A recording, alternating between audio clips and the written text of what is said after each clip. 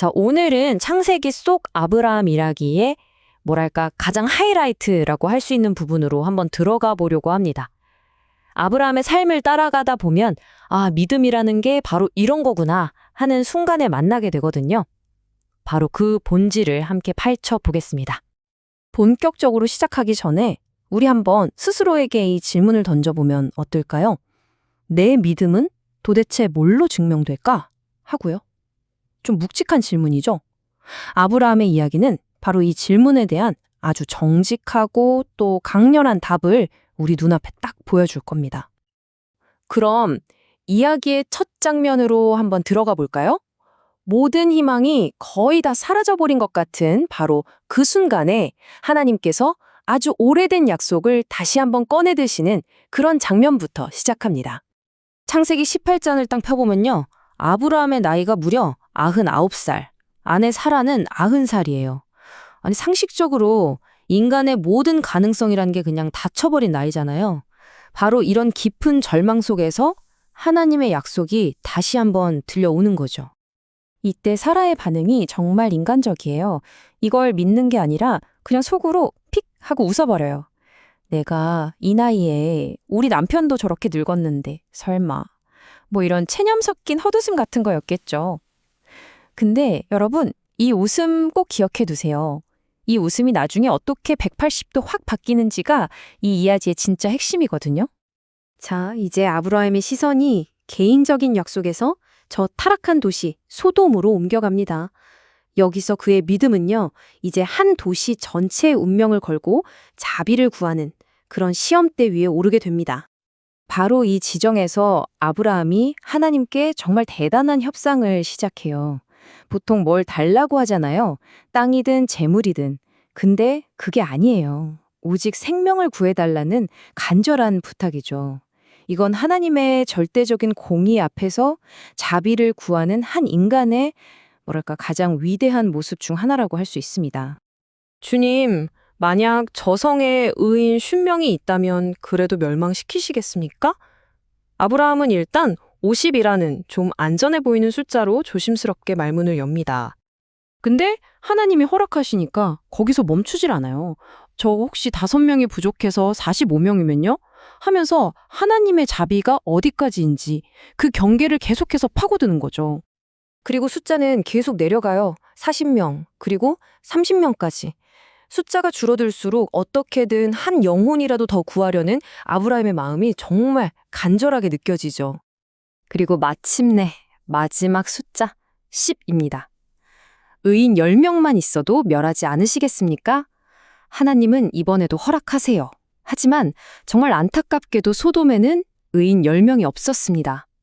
결국 협상은 실패로 끝났지만 이 과정 자체가 아브라함이 얼마나 자비로운 마음을 가졌는지 영원히 증명하는 사건이 된 거죠. 자, 소돔이 잿더미로 변한 그 위로 이야기는 다시 아브라함의 가정으로 돌아옵니다. 그리고 마침내 드디어 하나님의 약속이 이루어지는 순간이 와요. 이때부터 웃음이라는 단어가 이 이야기의 가장 중요한 키워드로 떠오릅니다. 놀랍게도 하나님께서 태어날 아들의 이름을 직접 지어주시는데 그게 바로 이삭이에요. 뜻이 뭐냐면 웃음입니다. 네, 맞아요. 얼마 전에 사라가 불신으로 픽하고 웃었던 바로 그 웃음이요. 아니, 왜 하필 이름이 웃음이었을까요? 바로 여기에 그 답이 있습니다. 창세기 18장에서 사라는 말도 안 돼 하면서 의심의 웃음을 지었잖아요.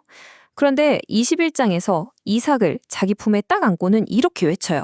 하나님이 나를 웃게 하셨어. 이 소식을 듣는 사람 모두가 나와 함께 웃을 거야. 보세요. 그녀의 웃음이 의심에서 경이로운 기쁨의 웃음으로 완전히 180도 바뀐 겁니다. 하지만 그 기쁨도 정말 잠시였습니다. 아브라함의 믿음은 이제 우리가 상상할 수 있는 가장 혹독하고 끔찍한 시험대 위에 오르게 됩니다.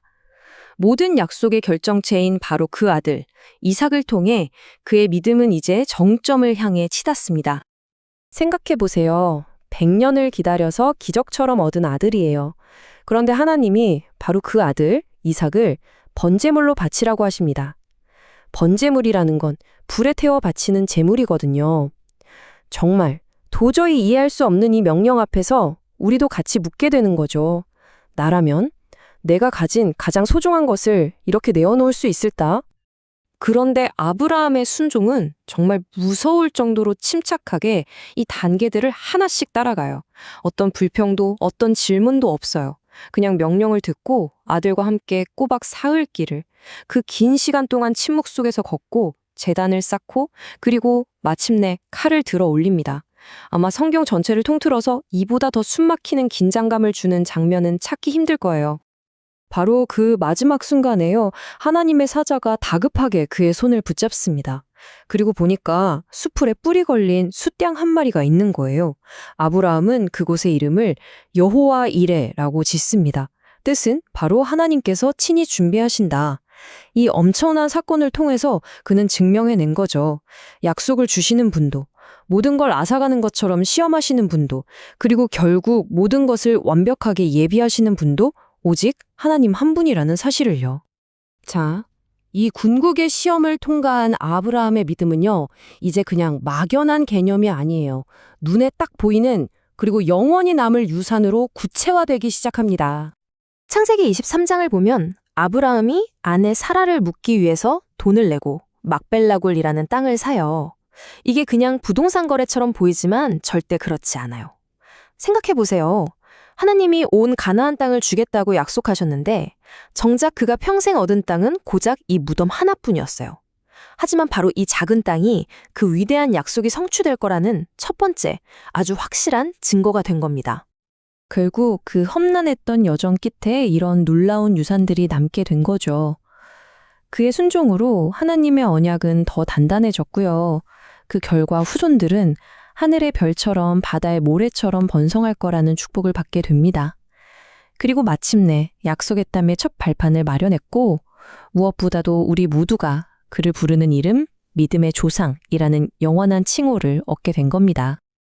아브라함의 삶 전체가 우리에게 마치 이렇게 외치는 것 같아요. 믿음은 말이야 결국 행동으로 완성되는 거야.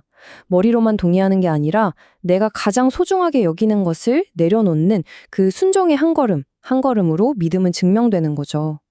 오늘 우리가 함께 살펴본 이 이야기가 맨 처음에 던졌던 그 질문 기억나시죠? 그 질문에 대한 여러분 각자의 답을 찾아가는 길에 깊은 울림이 되었으면 좋겠습니다.